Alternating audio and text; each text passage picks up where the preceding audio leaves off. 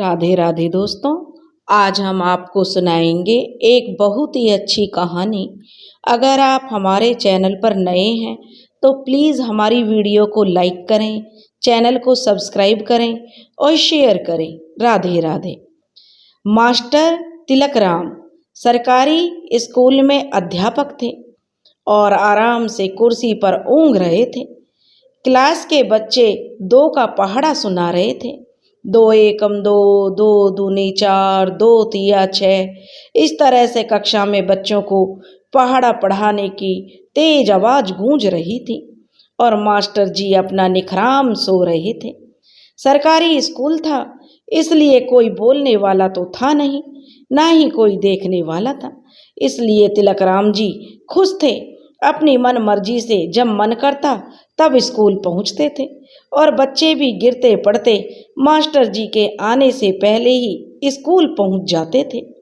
Master Tilakram जी का जन्म से ही जो वो अपंग थे और इसी कोटे के आधार पर उन्हें मास्टरी भी मिल गई थी और इसी अपंगता को आधार बनाकर उन्होंने सरकार से सिफारिश करवाकर अपनी पोस्टिंग अपने गांव में ही करवा ली थी।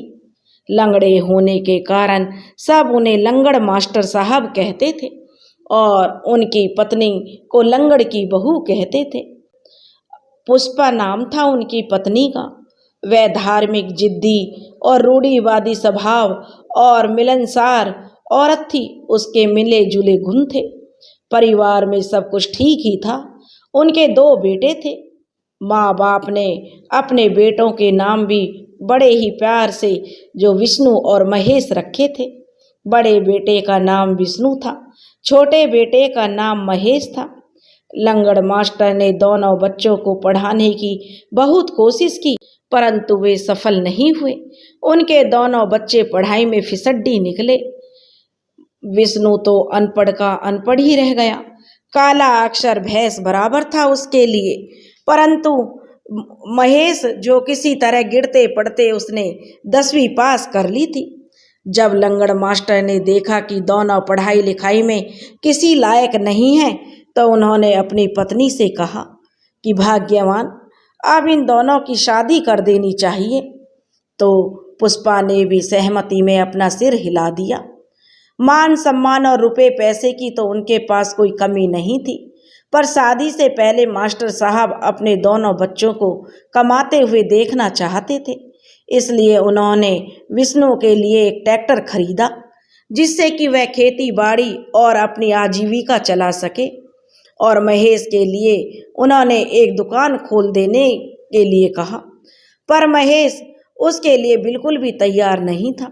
उसके दिमाग में तो सिर्फ एक धुन सवार थी कि उसे शहर जाना है और वहाँ नौकरी करना है।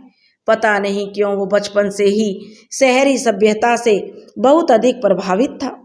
मास्टर साहब किसी भी हालत में अपने दोनों बच्चों की लाइफ सेटल करना चाहते थे, इसलिए उन्होंने इसका ज़्यादा विरोध भी नहीं किया। समय के साथ साथ विष्णु ने ट्रैक्टर की मदद से खेती बाड़ी और अन्य काम भी संभाल लिए और उधर महेश शहर चला गया। वहाँ एक छोटी मोटी नौकरी उसने कर ली।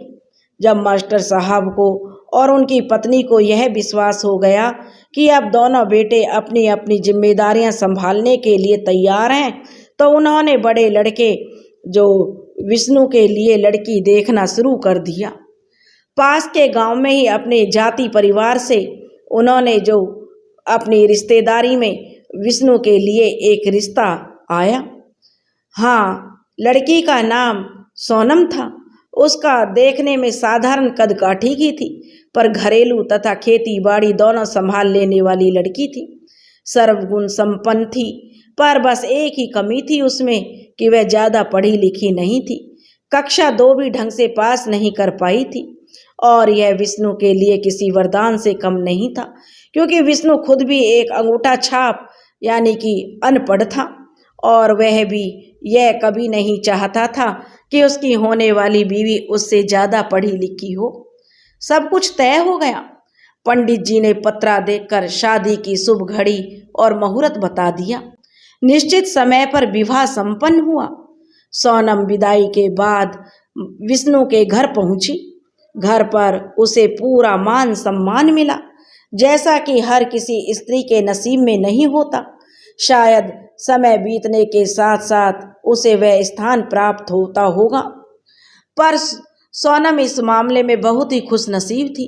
उसे ऐसा कभी महसूस नहीं हुआ कि वह अपने ससुराल में है। वह उसे ही अपने माता पिता का घर मानने लगी थी और अपने सास ससुर को अपने माँ बाप की तरह मानती थी। सास बहू की जोड़ी देखते ही बनती थी, जैसे कोई माँ और बेटी, या फिर ऐसा कहें कि जैसे कोई जिगरी दोस्त। वैसे समाज में ऐसे उदाहरण बहुत कम देखने को मिलते हैं। सास और बहू की ऐसी जोड़ी देखकर लोग दांतों तले उंगलियां दबा लेते थे। कुछ महीनों बाद ही घर में खुशी का वह पल भी आ गया जिसका आम तौर पर हर घर में इंतजार रहता है। सुधा अब पेट से थी। घर में सब तरफ खुशहाली ही खुशहाली थी। सास ससुर खुश थे और विष्णु और सोनम की खुशी का कोई ठिकाना नहीं था। और जब छोटे भाई महेश को पता चला तो वह भी भागा भागा गांव आया और अपने साथ बहुत सारे खिलौने भी ले आया। पता नहीं डिलीवरी के समय उसे छुट्टी मिले या ना मिले। समय भी अपनी गति से दौड़ता जा रहा था। वह समय भी आ गया जब सोनम ने एक बच्चे को जन्म देने वाली थी। रात को ही सोनम को जो प्रसव पीड़ा हो रही थी, दर्द के मारे उसका बुरा हाल था। वह करहा रही थी। उसकी यह आवाज बाहर तक सुनी जा सकती थी। गांव की औरतें यह भली भांति जानती हैं कि प्रसव पीड़ा के कितने समय बाद बच्चा पैदा होता है। वैसे तो हर गांव में दाई की व्यवस्था होती है, पर मास्टर साहब को लग रहा था कि उनकी बहू को कोई दाई छुए यह उन्हें बर्दाश्त नहीं था।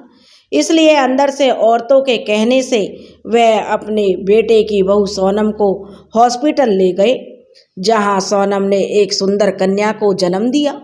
घर में खुशी का वातावरण फैल गया, क्योंकि पूरे खानदान में बहुत अरसे बाद किसी कन्या का जन्म हुआ था। घर में उत्सव मनाया गया, गीत गवाए, उपहार बांटे गए, सब कुछ किया गया जो एक पुत्र के जन्म लेने के समय किया जाता है। इसी अवसर पर महेश भी आया हुआ था। वह भी बहुत खुश था, क्योंकि वह भी चाचा बन गया था। इधर सब कुछ ठीक चल रहा था। जिंदगी में सब कुछ सेट था। यदि कुछ कमी थी तो वह केवल महेश की शादी की। इधर एक दिन महेश ने समय देखकर अपनी भाभी से कहा, भाभी, आपको तो भैया राम जैसे भरतार मिल गए हैं, कुछ हमारे लिए भी सोचिए ना। यदि घर में आपके अलावा कोई और भी आ जाए तो आपकी मदद करेगी तो कैसा रहेगा। सोनम ने कहने लगी, अरे मेरे प्यारे देवर जी, आज आपको अपनी भाभी की बहुत चिंता हो रही है। क्या बात है, अब अकेले मन नहीं लगता क्या? तो महेश कहने लगा, नहीं नहीं भाभी, ऐसी कोई बात नहीं है। मैं तो बस यह सोच रहा था, अगर घर में आपके जैसी एक प्यारी सी देवरानी आ जाए तो आपको कितना आराम होगा, क्योंकि एक और एक 11 होते हैं। सोनम बोली, चल झूठे, मुझे सब पता है तुम्हें अपनी भाभी की आज इतनी चिंता क्यों हो रही है। महेश कहने लगा, जब आप समझ ही गई हो तो करवा दीजिए ना मेरी भी शादी। सोनम कहने लगी, अच्छा ठीक है, मैं आज तुम्हारे भैया से बात करती हूँ और बताती हूँ कि महेश भैया अब जवान हो गए हैं, जल्दी से उनकी भी शादी करवा दो।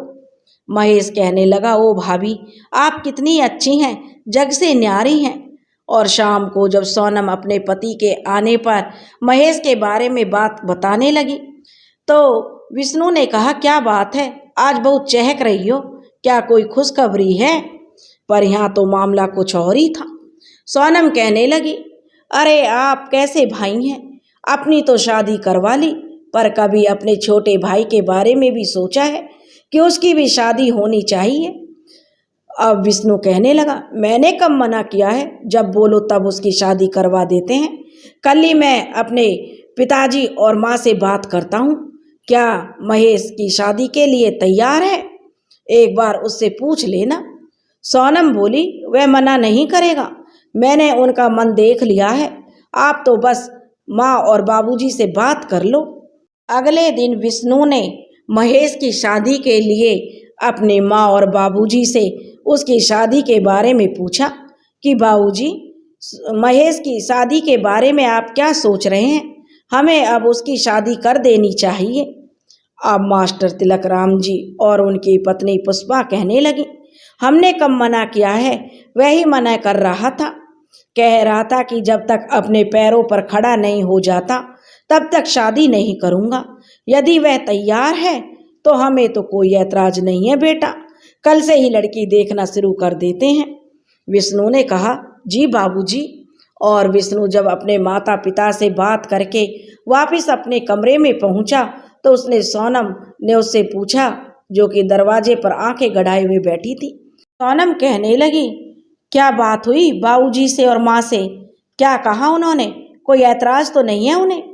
तो विष्णु कहने लगा, अरे बाबा, इतने सारे प्रश्न एक साथ पूछ रही हो? मेरी उनसे बात हो गई है, उन्हें कोई ऐतराज नहीं है। सोनम कहने लगी, तो अब देर किस बात की है, रिश्ता देखना शुरू कीजिए। और कुछ दिनों की मेहनत के बाद ही जीतू की लड़की कोमल के साथ जो महेश का विवाह तय हो गया। पास के एक ही कस्बे में वो लोग रहा करते थे। पंडित जी से पत्रा बचवाकर एक अच्छा सा मुहूर्त देखकर जो महेश का विवाह कर दिया गया। शुरू में तो सब कुछ ठीक चल रहा था, लेकिन शादी के कुछ महीने के बाद ही कोमल का चरित्र सामने आने लगा। क्योंकि कोमल एक खुले ख्यालों वाली लड़की थी, इसलिए उसे घर के पर्दे में रहना पसंद नहीं था। वहीं उसकी सास और जेठानी को यह सब अच्छा नहीं लगता था, जिसके लिए वे दोनों कोमल को हमेशा मर्यादा में रहने के लिए कहती थी। एक दिन सोनम ने कोमल को अपने पास बुलाया और उसे समझाने की कोशिश करने लगी। सोनम कहने लगी, कोमल, तुम्हारा इस तरह बिना पर्दे और बिना लिहाज के घर से बार बार बाहर निकलना ठीक नहीं है। यह समाज है, संगत नहीं है। यह गांव है, गांव शहर नहीं है। इस तरह तुम्हारे बाहर जाने से माँ और बाबूजी की इज्जत पर आंच आएगी। इसलिए तुम्हें ऐसा कोई काम नहीं करना चाहिए कोमल, जिससे कि किसी के मान और सम्मान को ठेस पहुँचे। इसलिए बिना मर्यादा के घर शोभा नहीं देता, जैसे बिना मधुर वाणी के भाषा। कोमल कहने लगी, देखो दीदी, मैं एक खुले स्वभाव की औरत हूँ। इन सब रूढ़िवादी परंपराओं का पालन करना मेरे बस में नहीं है। मैं एक पढ़ी लिखी और महत्वाकांक्षी औरत हूँ, कोई आपकी तरह अनपढ़ और गंवार नहीं हूँ। सोनम नाराज होते हुए कहने लगी, देखो कोमल, बड़ी होने के नाते तुम्हें समझाना मेरा कर्तव्य था। बाकी तुम्हारी मर्जी, जो मन में आए वह करो, मुझे इससे क्या है। पर कोमल थी कि उसे तो किसी की भी बात मानने को वह तैयार नहीं थी। उसकी बदतमीजियां बढ़ती जा रही थी। कभी वह किसी न किसी बात पर अपनी सास का अपमान कर देती, तो कभी कभी अपने ससुर का। और सोनम को तो वह कुछ समझती ही नहीं थी। इस तरह दिन बीतते गए, पर जब कोमल के स्वभाव में कोई परिवर्तन नहीं आया और जब सबने देखा कि पानी सर से ऊपर जाने लगा है, तो घर के सभी सदस्यों ने यह निर्णय लिया कि इस बार जब भी महेश शहर से वापस आएगा तो उसे यह कह दिया जाएगा कि वह कोमल को अपने साथ शहर ले जाए, नहीं तो उसे मर्यादा में रहना सिखाए। कुछ दिनों के बाद महेश शहर से घर आया तो सभी ने कोमल के व्यवहार और आचरण के बारे में महेश को बताया। यह सब सुनकर महेश ने भी ठान लिया कि अब वह कोमल को मजा चखा कर ही रहेगा, जिससे कि वह इस प्रकार की बदतमीजी नहीं करे। महेश परिवार के सदस्यों से कहने लगा, ठीक है, आज ही उस बेशरम बेहा को समझाता हूँ मैं कि घर के बड़े बुजुर्गों की इज्जत कैसे की जाती है। सोनम कहने लगी, महेश भैया, देख लेना, कोमल को प्यार से समझाना बुझाना, नहीं तो कहीं ऐसी स्थिति ना बन जाए जिससे कि परिवार की इज्जत और प्रतिष्ठा पर दाव लग जाए। तो महेश कहने लगा, जी भाभी जी, मैं इसका जरूर ध्यान रखूंगा। और यह कहता हुआ महेश तमतमाता हुआ कोमल के कमरे में पहुंचा। कोमल से जो महेश कहने लगा, कोमल, क्या तुम्हारे माँ बाप ने तुम्हें इतनी ही शिक्षा भी नहीं दी है कि अपने से बड़ों के साथ कैसा व्यवहार किया जाता है? घमंड ने तुम्हारी बुद्धि को हर लिया है और भला इसी में है कोमल कि कल सुबह तुम माँ और बाबूजी से माफ़ी मांग लो और अपनी गलतियों का प्रायश्चित कर लो, समझ गई ना? कोमल कहने लगी, मुझे समझाने की ज़रूरत नहीं है महेश, मैं तुमसे ज़्यादा पढ़ी लिखी और समझदार हूँ। जो मुझे अच्छा लगेगा मैं वही करूँगी और मैं व्यर्थ में बोलने की अपेक्षा शांत रहना ज़्यादा पसंद करती हूँ। और ये ध्यान रखना, मैं किसी से भी कोई माफ़ी नहीं मांगूंगी, यह समझ लेना तुम। पता नहीं आप जैसे लोग कब तक इन परंपराओं के नाम पर, मान सम्मान के नाम पर औरतों का शोषण करते रहोगे। महेश कहने लगा, कम बोलना मूर्खों की समझ में नहीं आता और अधिक बोलना समझदार व्यक्ति अच्छा नहीं समझते। तुमसे ज़्यादा बात करना अपना और दूसरों का अपमान कराना है। भगवान ने जो यह मुख दिया है ना, इसका मतलब यह नहीं कि तुम कुछ भी बकती जाओ। अपनी वाणी को विराम दो, उस पर नियंत्रण रखो, अन्यथा कहीं मेरे द्वारा कुछ अनर्थ ना हो जाए। कोमल कहने लगी, ठीक है, अगर मैं मूर्ख हूँ तो क्यों मुझसे विवाद करते हो?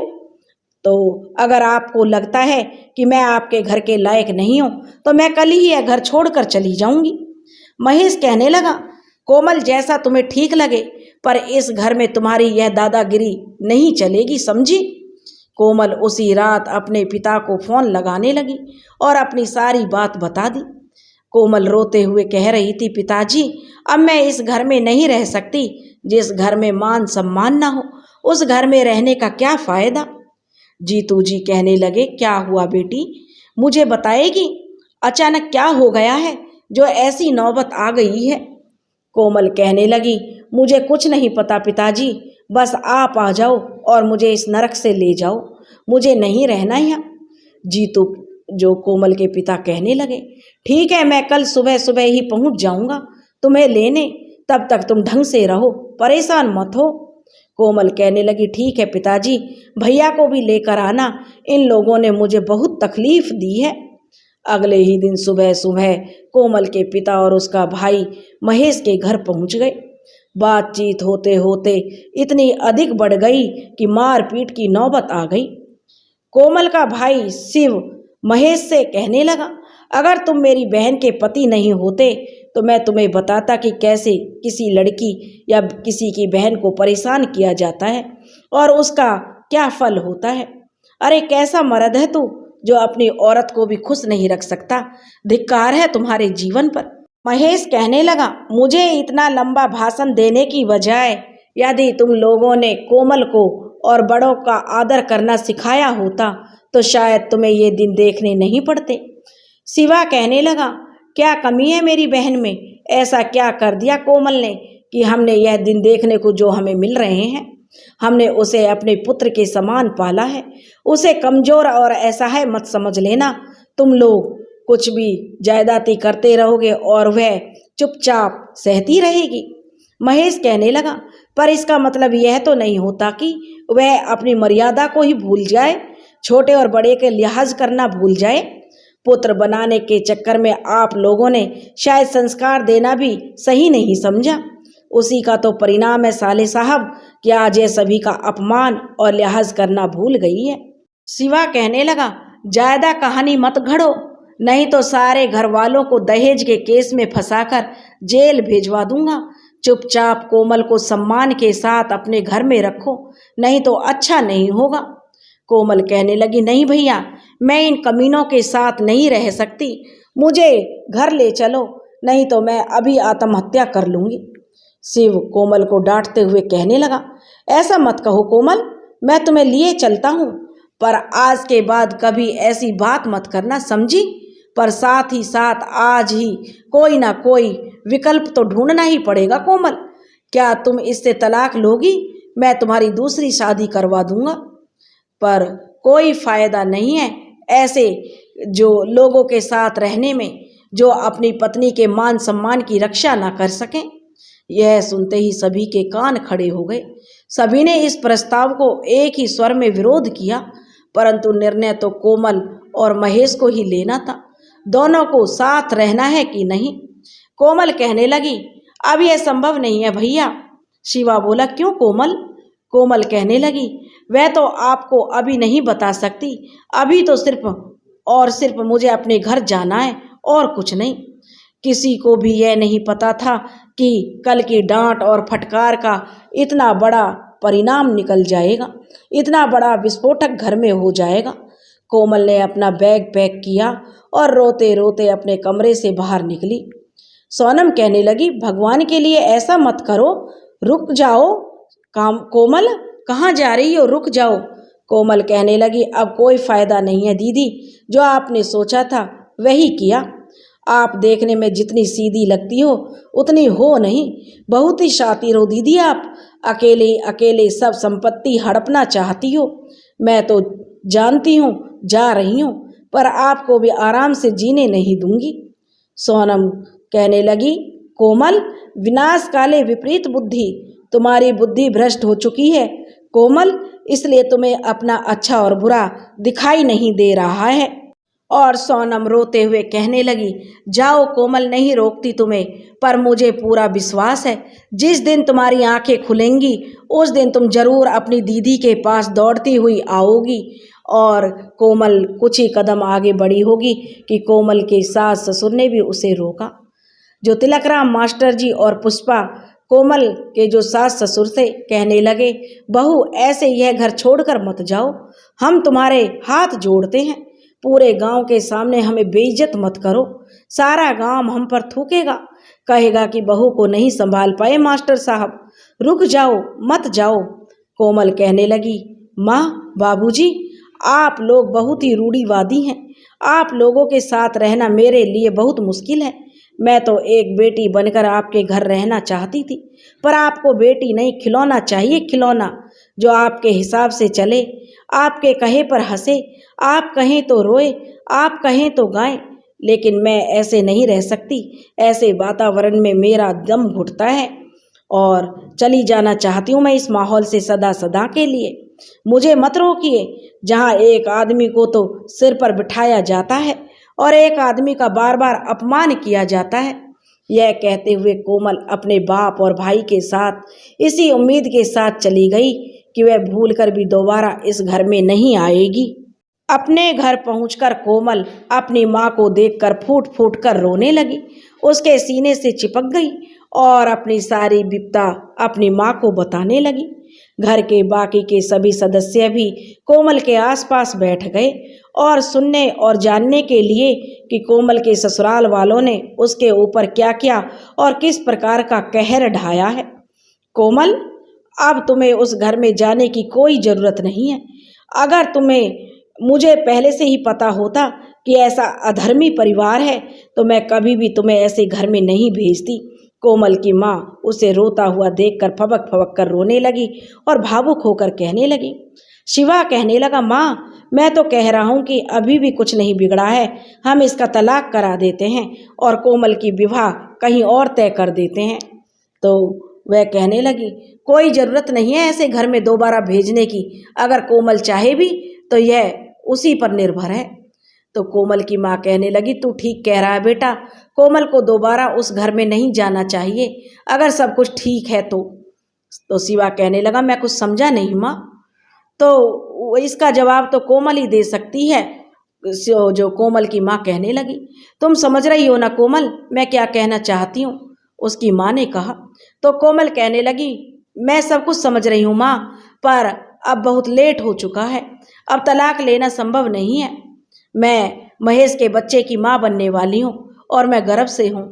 चाहती तो मैं भी थी कि यह इस गर्भ को गिरा दूँ, पर इसमें अब काफ़ी देर हो चुकी है। यह कहती हुई कोमल फबक फबक कर रोने लगी और अपनी माँ के सीने से चिपक गई और कुछ देर में शांत होकर बोली, माँ अब अपने जीवन के साथ समझौता करने के अलावा मेरे पास कुछ भी नहीं बचा है। यह सुनते ही घर में सन्नाटा सा पसर गया। उधर महेश के घर में मातम फैला हुआ था। सभी कोमल के इस तरह से जाने से दुखी थे। गांव की महिलाएं भी बार बार आकर उनके इस तरह से जाने का कारण पूछ पूछ कर उनके जख्मों को कुरेद रही थी। गांव की औरतें बोली, क्या हुआ जो बहुरानी रोते हुए गई है, सब ठीक था ना? जाते हुए मैं भी देखी थी। बहू का तो रो रो कर बुरा हाल था उसका। दूसरी औरत कहने लगी, हाँ बहन, ऐसा ही हुआ था। बताओ, दूसरी गांव की महिला ने भी पूछा। सास को रोता देखकर सोनम ने कहा, तुम सभी को यही जगह मिली है फालतू की बकवास करने की। पहले अपने घरों को संभालो, पहले फिर किसी और पर उंगली उठाना। चले जाइए आप सभी यहाँ से। गांव की औरतें कहने लगी, अरे बहू, अगर किसी को सम्मान नहीं दे सकती तो उसकी तौहीन तो मत करो। चलो बहनों यहाँ से। और ऐसे के मुंह कौन इनके यहाँ आना चाहेगा जो दूसरों की बेइज्जती करे। अगर ये लोग अच्छे होते तो छोटी बहू ऐसे रोते हुए नहीं जाती। दोनों औरतें बाहर निकलकर चली गईं और सोनम ने दरवाजा बंद कर दिया। पता नहीं कहाँ से मुंह उठाकर चली आती हैं। अपने घर पर तो बस चलता नहीं है और दूसरों के घर में पंचायत जोड़ने लगती हैं। सोनम बड़बड़ाई जा रही थी। तभी सोनम की सास रोते हुए कहने लगी, बस भगवान, अब नहीं सहा जाता ये अपमान। ऐसे ही दिन दिखाने से तो अच्छा था मुझे उठा लेते। इधर छोटी बहू के वियोग में और गांव भर के तिरस्कार और उल्हानों के कारण पुष्पा की तबीयत खराब रहने लगी। वह दिन प्रतिदिन जो अवसाद में रहने लगी और इस तरह दिन प्रतिदिन उसकी हालत बद से बदतर होती जा रही थी और कुछ महीने में ही वह बहुत बीमार हो गई और इस दुनिया से चलती बनी। यह खबर महेश के पास भेजी गई तो वह बहुत जल्दी घर आ जाओ और माँ नहीं रही है अब, जबकि अभी कुछ दिन पहले ही महेश माँ से मिलकर गया था। जल्दी जल्दी में महेश शहर से गांव के लिए निकल पड़ा। साथ में अपनी कोमल को भी फोन करने लगा। तो महेश कहने लगा, हेलो हेलो, कौन? कोमल? तो उधर से आवाज़ आई, हाँ हम बोल रहे हैं, आप कौन? तो वह बोला, मैं महेश। कोमल बोली, मुझे फ़ोन करने की हिम्मत कैसे हुई तुम्हारी? मुझे तुमसे कोई बात नहीं करनी है। खबरदार जो मुझे दोबारा फ़ोन करा। और उसने फ़ोन नीचे रख दिया। तो महेश बोला, कोमल सुनो, मैं तो माँ के देहांत की खबर बता रहा था। माँ का देहवासन हो गया है। मैं शहर से निकल रहा हूँ, तुम भी घर पहुँचो। कोमल कहने लगी, मैं क्यों पहुँचूँ? ऐसा क्या अच्छा किया था तुम्हारी माँ ने मेरे साथ? तो वह कहने लगा, तुम्हारी माँ है, तुम जाओ, मैं शहर से निकल रहा हूँ, तुम भी पहुँचो। कोमल कहने लगी, मैं क्यों पहुँचूँ? ऐसा क्या अच्छा किया था तुम्हारी माँ ने मेरे साथ? तुम्हारी माँ है, तुम जाओ, मैं नहीं आ रही हूँ, समझ गए ना आप? और वैसे भी मैं इस स्थिति में नहीं हूँ कि मेरा आना संभव हो। महेश कहने लगा, ऐसा मत कहो कोमल, समाज क्या कहेगा, रिश्तेदार क्या कहेंगे? ऐसा मत करो, मैं तुम्हारे पैर पड़ता हूँ, किसी और के लिए ना सही मेरे लिए आ जाओ, एक बार आ जाओ कोमल। मैं कभी तुमसे ऐसा कुछ नहीं कहूँगा, तुम्हारी सब बातें मानूंगा। कोमल कहने लगी, मेरे से बकवास मत करो, मैं नहीं आ रही, समझे तुम? और तुम जानो और तुम्हारे घर वाले जाने। कोमल ने फ़ोन रख दिया और घर में यह सूचना देने अपने माता पिता के पास चली गई। कोमल ने आवाज़ लगाई, माँ कहाँ हो आप? तो उसकी माँ कहने लगी, हाँ कोमल, आवाज़ देते हुए, मैं यहाँ रसोई घर में हूँ, आजा इधर ही, नहीं तो सब्जी जल जाएगी। कोमल बोली, आ रही हूँ माँ। और बोली, क्या हुआ कोमल, क्यों बुला रही थी? उसकी माँ पूछने लगी, क्या भूख लगी है? ऐसी अवस्था में भूख भी बहुत लगती है, रुक थोड़ी देर, खाना बनकर तैयार हो जाएगा तब तुझे देती हूँ। कोमल बोली, नहीं माँ, भूख नहीं लगी है, तुम्हें पता है वह चुड़ैल मर गई है। कोमल कहने लगी, कौन चुड़ैल, किसकी बात कर रही है?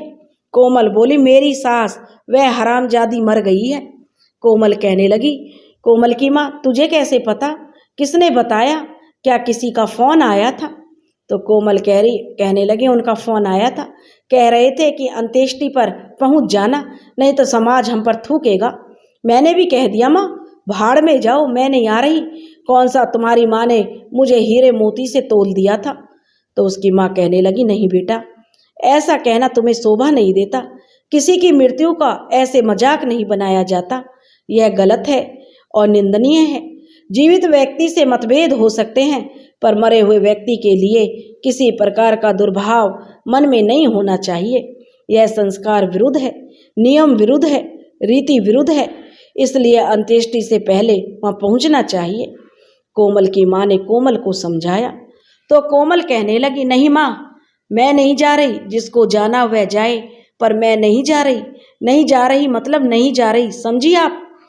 कोमल की माँ कहने लगी, ऐसा नहीं करते बेटी, वैसे भी अब तुम्हें महेश तथा उसके ससुराल वालों की जरूरत पड़ेगी, क्योंकि अब तुम माँ बनने वाली हो। कोमल कहने लगी, ससुराल? मैं ससुराल नहीं जा रही हूँ माँ। अगर मैं आप लोगों के लिए बोझ बन गई हूँ तो बता दो, मैं यह घर छोड़कर अभी कहीं और चली जाऊंगी। कोमल की माँ कहने लगी, बंद कर अपनी जुबान, तुम्हारे इस रवैये के कारण ही आज हमें यह दिन देखना पड़ रहा है। यदि ससुराल में थोड़ा दबके ही रहती तो आज तुम्हारा जीवन सुखी होता। तुम लड़की नहीं, लड़की के नाम पर शैतान हो, और शैतान से अच्छे की उम्मीद करना बेकार है। कोमल कहने लगी, ठीक है माँ, मैं शैतान हूँ, मुझे शैतान ही रहने दो। तुम ही देवी बन जाओ और देवी बनी रहो, जो मेरी मर्जी करेगी मैं तो वही करूँगी। और कोमल वहाँ से नाराज होकर अपने कमरे में चली गई, और उसकी माँ भी अपने घर के बचे हुए काम काज निपटाने लग गई। शाम को कोमल की माँ ने अपने पति और बेटे के वापस लौटने पर दिन भर का पूरा वृत्तांत उन्हें बताया, और कहा कि ऐसे समय पर कोमल को अपने ससुराल में होना चाहिए। परंतु कोमल बहुत जिद्दी लड़की है, जाने को तैयार नहीं है। कोमल के पिता ने कहा कि मैं कोमल से बात करता हूँ। कोमल के पिता कहने लगे, कोमल कहाँ हो बेटा? पिताजी इसी नाम से, जो कोमल को प्यार से कभी कभी कम्मो भी कहते थे, तो कोमल को बुलाया और बोले, कोमल? तो कोमल बोली, जी पिताजी। तो कोमल के पिताजी बोले, जरा इधर आओ बेटा, कम्मो कहाँ थी, कैसी है? तो कोमल बोली, आई पिताजी। तब कोमल के पिताजी कहने लगे, कोमल बहुत ही दुखद समाचार आया है तुम्हारी ससुराल से। कोमल कहने लगी, हाँ पिताजी, वह बुढ़िया शैतान की नानी को भगवान ने उठा लिया। अच्छा हुआ मर गई साली हरामजादी, बड़ी शिकायत किया करती थी उनसे मेरी। तब कोमल के पिताजी कहने लगे, कोमल यह कैसी भाषा बोल रही है? मेरी बेटी ऐसा नहीं बोल पाती, इतना क्रोध अच्छा नहीं है। कल हम सभी तुम्हारे ससुराल चल रहे हैं, समझी ना, तैयार रहना। कोमल कहने लगी, मैं नहीं जा रही पिताजी। तब कोमल का भाई शिवा ने कोमल की बातों का समर्थन करते हुए कहा, सही तो कह रही है कोमल, वह नहीं जा रही तो नहीं जाएगी। तब कोमल के पिताजी कहने लगे, चुप कर गधे की औलाद, तुम्हारी सह के कारण ही आज इसकी इतनी हिम्मत हुई है। खबरदार, अगर अब कुछ कहा तो जूते मारकर घर से बाहर निकाल दूंगा, समझे? शिवा पिता की डांट से चुपचाप वहां से उठकर बाहर चला गया, और कोमल भी अपने कमरे में चली गई। पर जब पिता ने देखा कि बात नहीं बन रही है तो वे दोबारा कोमल के कमरे में गए और उसे बहुत कुछ उसे समझाया, दुहाई दी, धमकी दी आत्महत्या करने की। तब कहीं जाकर कोमल का दिल पसीजा। किसी ने सत्य ही कहा है, माँ बाप अगर इस दुनिया में किसी से यदि हारे हैं तो वह है उनकी अपनी संतान। काफी अनुनय विनय के बाद कोमल अपने ससुराल जाने को तैयार हो गई, और अगले दिन कोमल अपने पिता और भाई के साथ अपने ससुराल पहुंच गई। ससुराल पहुंचने पर कोमल ने देखा कि वहाँ का वातावरण बहुत ही जो दुखी था, सब लोग दुखी थे। सास की लाश अभी घर के अंदर ही रखी थी। अंदर से रोने की बहुत तेज आवाजें आ रही थी। बाहर सभी झुंड बनाकर बैठे हुए थे, बात चर्चा परिचर्चा कर रहे थे। कुछ बुजुर्ग गांव वाले तो हुक्का और बीड़ी पी रहे थे, कुछ लोग अर्थी सजा और बना रहे थे। कोमल के अंदर पहुंचते ही रोने की आवाज और तेज बढ़ गई। यह देखकर कोमल से भी नहीं रुका गया और वह भी रोने लगी। बाहर कोमल के पिताजी अपने दामाद महेश और अपने समधी को इस दुख की घड़ी से निकलने के लिए सांत्वना दे रहे थे। उधर विष्णु भी ससुराल से कोई नहीं आया था, क्योंकि सोनम अपने माँ बाप की इकलौती बेटी थी और उसके माता पिता पहले ही काल के गाल में समा चुके थे, जिसका जो विष्णु और सोनम को काफ़ी तकलीफ थी।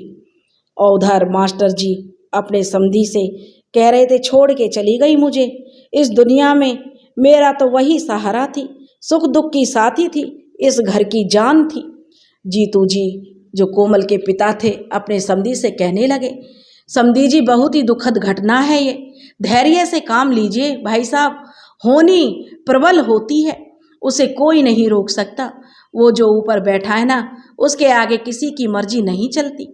तिलक राम जी अपने समधी से ऊपर वाला इतना निष्ठुर कैसे हो गया कहने लगे, और मेरी जान ले लेता तो कम से कम उसकी जान बख्श देता। हम उसे बचा नहीं पाए, इसका मुझे बड़ा दुख है। तब कोमल के पिताजी अपने समधी से बोले, आपके साथ हमारी पूरी संवेदना है, पर आप उसकी इच्छा के आगे हम सभी विवश हैं समधी जी। और सभी को मालूम होना चाहिए कि इस दुनिया में जो भी आया है वह जाएगा जरूर। बस फर्क सिर्फ इतना है कि कोई 2 दिन पहले और कोई 2 दिन बाद। तिलकराम मास्टर जी अपने समधी से कह रहे थे, आप सही कह रहे हैं समधी साहब, ऊपर वाले के आगे किसी का बस नहीं चलता। कोमल के पिताजी कहने लगे, समधी जी आप सही कह रहे हैं, ऊपर वाले ने जिसने जन्म लिया है उसे एक ना एक दिन जाना ही है इस दुनिया को छोड़कर। उधर अंदर पुष्पा के शव को शमशान ले जाने के लिए तैयार किया जा रहा था। सोनम और अन्य महिलाएं सबको नहलाने से लेकर श्रृंगार तक कर रही थी और पुष्पा की शव को पूर्ण सुहागिन की तरह सजाया गया था, जैसे किसी शादी में किसी औरत को तैयार किया जाता है।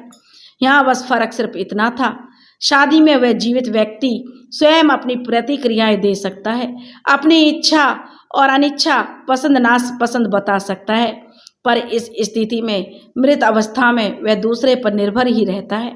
यह रिवाज प्राचीन काल से चला आ रहा है, परंतु इसके पीछे भी कोई वैज्ञानिक तर्क रहा होगा, बताना मुश्किल है क्यों एक शव के साथ ऐसा क्रूर व्यवहार किया जाता है। उधर कोमल किसी भी काम में अपना सहयोग नहीं दे रही थी, बस गुमसुम सी एक कोने में बैठी थी, जिसे किसी अनजान घर में वह आई हो। सोनम और अन्य महिलाओं का रो रो कर बुरा हाल था। कोमल का रोना तो कम हो गया था, पर उसकी जो अपनी सास के साथ कुछ ज़्यादा अच्छा लगाव नहीं था, इसलिए वह बस टकटकी लगाकर सब देख रही थी और सोच रही थी कितनी जल्दी इस सब मुसीबतों से छुटकारा मिले। शायद सोनम ने कामनी के पेट के उभार को देखकर यह अनुमान लगा लिया होगा कि वह पेट से है, इसलिए इस स्थिति में उससे कोई भी कार्य कहना और करवाना उसने सही नहीं समझा होगा और इसलिए भी ना कहा हो, क्योंकि कोमल का व्यवहार सभी के प्रति बहुत रूखा था और यदि उससे कुछ कहा भी जाए तो कहीं वहाँ बखेड़ा ना खड़ा हो जाए। इधर अर्थी तैयार हो चुकी थी, लगभग सभी लोग आ चुके थे। शव का इंतजार था कि कब शव आए और उसे शमशान घाट ले जाया जाए। कि किस बुजुर्ग ने तिलकराम जी से कहा कि अब देर किस बात की है मास्टर जी, शव को बाहर करो, ज़्यादा देर शव घर में रखा अच्छा नहीं होता। तिलकराम जी अपने बेटे विष्णु से कहने लगे, बेटा विष्णु की माँ को बाहर ले आओ, पता करो क्यों इतना समय लग रहा है, औरतों से कहो जल्द से जल्दी सारे काम करें। तो विष्णु बोला, जी बाबूजी अभी पता करता हूँ। कहता हुआ विष्णु घर के अंदर घुस गया और सोनम को आवाज़ देते हुए कहा, सोनम सोनम, अरे कितना समय और लगेगा। सोनम कहने लगी, जी बस हो गया, बाबूजी को अंदर भेज दीजिए, बस सिंदूर लगाकर रुखसत करना बाकी है, इसके अलावा सब कुछ हो चुका है। आप तो जानते हैं कि यह हक तो बाबूजी का ही है। विष्णु बोला, अच्छा बाबूजी को बुलाता हूँ। ऐसा कहता हुआ विष्णु बाहर की ओर निकल गया और अपने बाबूजी को आवाज़ देते हुए कहने लगा, बाबूजी, ओ बाबूजी, चलो अंदर चलो, कुछ रस्म रिवाज बाकी है, उसे चलकर पूरा कर लीजिए। दोनों बाप बेटे अंदर गए। घर में मौजूद औरतें तेज तेज आवाज़ में रोने लगीं और यह आवाज़ बढ़ती ही जा रही थी, जिससे कि यह आवाज़ काफ़ी दूर तक सुनी जा सकती थी। औरतें इस मामले में काफ़ी संवेदनशील होती हैं, जबकि पुरुष को जल्दी से रोना नहीं आता। अंदर जाकर तिलकराम मास्टर जी ने मृत पुष्पा की मांग में सिंदूर सजाया, जो कि एक हिंदू सुहागन के मरने पर उसके जीवित पति द्वारा किया जाता है। मास्टर जी पुष्पा की मांग में सिंदूर लगाने के बाद काफ़ी देर तक टकटकी लगाकर पुष्पा के चेहरे को देखते रहे और अपने अतीत की गहराइयों से उसके साथ बिताए अच्छे बुरे दिनों को याद करने लगे। तभी एक आवाज़ से उनकी तंद्रा टूटी, बाबूजी बाबूजी। तो तिलकराम जी बोले, हाँ। तो विष्णु बोला, चलिए बाहर चलिए। मास्टर जी बोले, हाँ हाँ बेटा चलो, पर अपनी माँ को अब ज़्यादा देर घर में मत रखना, उसे तुरंत बाहर ले आना। विष्णु बोला, जी पिताजी, चलिए ना, मैं माँ को लेकर आता हूँ। तिलकराम मास्टर जी बाहर निकल के आ गए और घर में से सब लोग शव को बाहर निकालने के अंतिम चरण में लग गए। बाहर से बांस की बनी अर्थी को अंदर भेजा गया जिस पर शव को रखा जा सके, और अंदर से पुष्पा के शव को बाहर लाया गया। और इसके साथ ही सभी लोग अर्थी के साथ शमशान की ओर राम नाम सत्य है, सत्य बोलो गत्य है का उच्चारण करते हुए बढ़ने लगे। घर से तेज तेज रोने की आवाज दूर तक सुनाई देने लगी थी। आवाजों में संवेदना कम, शोर ज्यादा था। ऐसा लग रहा था जैसे परिवार की महिलाएं तेज तेज रोकर दिवंगत आत्मा को विदाई दे रही हों, अपना अंतिम फर्ज निभा रही हों। घर की तद और वहां उपस्थित अन्य गांव की औरतें दरवाजे पर टकटकी लगाए हुए अर्थी को जाते हुए देख रही थी, और धीरे धीरे अर्थी और उसके साथ जा रहे लोग अब उनकी आंखों से ओझल होने लगे थे, और उनके द्वारा राम नाम सत्य का उच्चारण चलता जा रहा था। और एक समय ऐसा आया कि अर्थी और आवाज दोनों ही आने और दिखाई देने बंद हो गए थे। उधर सभी लोग शमशान में अर्थी को लेकर पहुंचे। गांव के कुछ लोग जो कि महेश के मित्र थे, उन्होंने अर्थी के पहुंचने से पहले ही सब व्यवस्था कर दी थी, जिसके कारण पुष्पा के शव को तथा अन्य लोगों को ज्यादा देर प्रतीक्षा नहीं करनी पड़ी थी। ज्यादा देर न करते हुए शव को तुरंत चिता पर लेटाया गया और मास्टर जी द्वारा विधि विधान से मुखाग्नि दी गई। मास्टर जी को जो पुष्पा की चिता को जलते देखते हुए पता नहीं कब अतीत की गहराइयों में डूब गए। कभी वे पुष्पा का नाम लेकर चित्कार मारकर रोने लगते, तो कभी कभी अतीत के खुशहाल पल याद करके हंसने लगते। मास्टर जी की इस विचलित स्थिति को देखकर यह कहा जा सकता था कि उसके साथ किसी भी पल कुछ भी घटित हो सकता है। स्थिति को भांपते हुए विष्णु ने अपने पिता की तंद्रा को तोड़ते हुए कहा, बाबूजी बाबूजी, उन्हें पुकारने लगा। अब चलिए, अम्मा की चिता शांत हो चुकी है। महेश भी अपने बाबूजी को सहारा देता हुआ घर ले आया। समय बीतने लगा और इसी तरह पुष्पा की 13वीं का काज भी संपन्न हो गया। सभी नांत बांत रिश्तेदार, यार रिश्तेदार, गांव वाले, अड़ोसी पड़ोसी अपने अपने घर चले गए। अब तो घर भी वीरान लगने लगा था। महेश को भी नौकरी पर गए काफी दिन गुजर गए थे। इस कारण उसकी नौकरी छूट जाने की चिंता उसे सताने लगी थी। एक दिन महेश ने कोमल से कहा, कोमल, अब तो माँ नहीं रही, अब भाभी भी अकेली हो गई है, अब तुम भी यहीं रहो और भाभी का हाथ बटाओ। कोमल कहने लगी, नहीं, कभी नहीं, मैं इस मरघट में नहीं रह सकती, मुझे मेरे घर छोड़ दो, मैं नहीं रहना चाहती इस घर में, और ना ही तुम्हारे साथ। महेश गुस्से में कहने लगा, कोमल, बस अब हद हो गई है, बहुत बर्दाश्त कर लिया तुम्हारा नखरा, मैं तुम्हें आखिरी चेतावनी दे रहा हूँ, मान जाओ, नहीं तो हमारा रिश्ता आज ही सदैव सदैव के लिए खत्म हो जाएगा। विवाद को बढ़ता देखकर बहुत कुछ सोचने के बाद शायद होने वाले बच्चे के भविष्य को लेकर अपने माता पिता द्वारा समझाए जाने के कारण कोमल ने उस घर में रहने के लिए हाँ कर दिया। कोमल कहने लगी, ठीक है, मैं यहाँ रुकने के लिए तैयार हूँ, पर तुम्हारे लिए नहीं, अपने माता पिता के कहने पर। महेश बोला, चलो, तुम किसी की तो इज्जत करती हो, मैं कल ही शहर निकल जाऊंगा, तुम सबके साथ मिलजुल कर रहना, बाबूजी का ख्याल रखना, भैया भाभी का ध्यान रखना। अगले दिन सुबह महेश अपने बाबूजी और भाई को आशीर्वाद लेकर शहर की ओर चल पड़ा। इधर कुछ दिनों तक सब ठीक ठाक रहा। सभी कोमल के स्वभाव से परिचित थे, इसलिए उसे कोई भी किसी भी काम के लिए नहीं कहता था। जब कोमल का मन होता वह घर के कामकाज में हाथ बटाती, नहीं तो अपने कमरे में पड़ी रहती। इधर तिलकराम जी पत्नी के अभाव से बड़ी बहू जो सोनम पर पूरी तरह निर्भर हो गए थे, और सोनम भी पूरे मनोयोग से अपने ससुर की सेवा में लग गई थी। यही बात कोमल को बुरी लगती थी कि बाबूजी हर बात पर सोनम पर ही निर्भर क्यों रहते हैं और उसी की सिर्फ प्रशंसा क्यों करते रहते हैं। अब तो बाबूजी अपनी पेंशन भी सोनम को सौंप देते थे, पर जब कोमल भी उसमें अपना हिस्सा मांगती तो घर में कलह की स्थिति पैदा हो जाती। इसके लिए ना तो बाबूजी तैयार थे और ना ही विष्णु और सोनम। स्थिति जो बिगड़ती जा रही थी।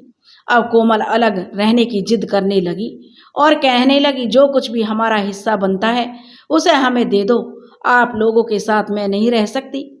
कोमल कहने लगी, बाबूजी, आपको कितनी बार कहा, पर आपके तो कान पर जूं नहीं रेंगती, पता नहीं किस पत्थर के बने हैं आप कुछ ना कुछ मेरे हाथ से जो अनर्थ अवश्य कराएंगे बाबूजी। तिलक राम जी कहते जो करना वह करो।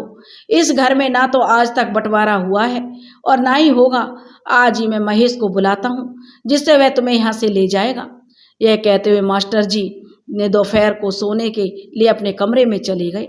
यह सुनते ही बाबूजी ने महेश को बुलाने के लिए कह रहे हैं, धमकी दे रहे हैं, और तो कोमल क्रोध में तमतमा गई और अपने आप को कमरे में बंद कर लिया। इससे बाहर निकलने की योजना वह बनाने लगी। कुछ समय के बाद वह कमरे से बाहर आई और देखा बाबूजी कोठरी में सो रहे हैं और कुछ कर रहे हैं। कोमल ने पाया कि बाबूजी कोठरी में सो रहे हैं। उनके दाएं बाएं देखा, कोई नहीं दिखा, तो पास में ही रखे एक फावड़े को उठाया और सीधे तिलक राम जो कि उसके ससुर थे कोठरी में घुस गई और आप देखा न ताब सीधे फावड़े से मास्टर जी का सिर धड़ से अलग कर दिया। एक तेज चीख के साथ आवाज शांत हो गई। आवाज दूर तक गई। आवाज सुनकर सोनम भी बाहर की ओर भागी तो उसने पाया कि कोमल ने बाबूजी की हत्या कर दी और उनकी लाश को छत विक्षित करने का प्रयास कर रही थी और गुस्से में बड़बड़ा रही थी। सोनम ने तुरंत दरवाजा बाहर से बंद कर दिया और शोर मचाकर आसपास के लोगों को बुलाया। आवाज सुनकर विष्णु भी दौड़ा दौड़ा वहां पहुंचा और वहां का दृश्य देखकर वह दहल गया। हत्यारिन कोमल अंदर से दरवाजा खोलने और तोड़ने का प्रयास कर रही थी। तुरंत पुलिस को बुलाया गया। पुलिस आई और कोमल को गिरफ्तार करके ले गई। इस प्रकार कोमल के क्रोध ने और उसमें तेर मेर की भावना ने एक हंसते खेलते परिवार का अंत कर दिया और अपना भी, पेट में पलने वाले बच्चे का भी भविष्य उसने खराब कर दिया और अपने पति का और अपने पूरे ससुराल और मायके का नाम बदनाम कर दिया। दोस्तों, ऐसी नफरत की भावना देवरानी जेठानी के अंदर या ससुराल में किसी के प्रति नहीं होनी चाहिए। गलती तो उसके माँ बापों ने भी की जो उस समय उसे धमकाकर और समझाकर कोमल को उसके ससुराल छोड़ जाते, उसका जो साथ नहीं देते, तो आज कोमल की इतनी हिम्मत नहीं होती। आज उसने अपने बुजुर्ग ससुर की हत्या कर दी। यह कहाँ तक उचित था। दोस्तों, अगर आपको हमारी कहानी पसंद आई हो तो प्लीज़ हमारे वीडियो को पसंद करें, लाइक करें और चैनल को सब्सक्राइब करें और शेयर करें। राधे राधे।